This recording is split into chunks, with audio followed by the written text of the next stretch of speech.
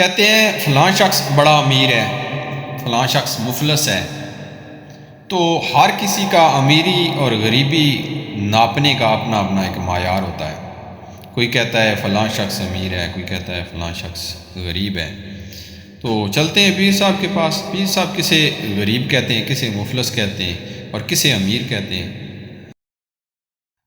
آپ نے درجنوں لوگوں کا دل توڑا ہے اور آپ کا خیال ہے میں کثرت سے درود شریف پڑھوں گا تو معاف ہو جائے گا۔ کثرت سے درود پاک پڑھنے کا ثواب تو ملے گا، طبیعت میں مٹھاس بھی آئے گی، حضور راضی بھی ہوں گے، پر وہ جو اس کا دل توڑا ہے اس سے معافی بہرحال مانگنی پڑے گی، اس کی دل جوئی بہرحال کرنی پڑے گی۔ میرے عزیز، نبی پاک علیہ السلام نے وضاحت فرمائی۔ حضور فرمانے لگے صحابہ سے بتاؤ میری امت میں مفلس کون ہے؟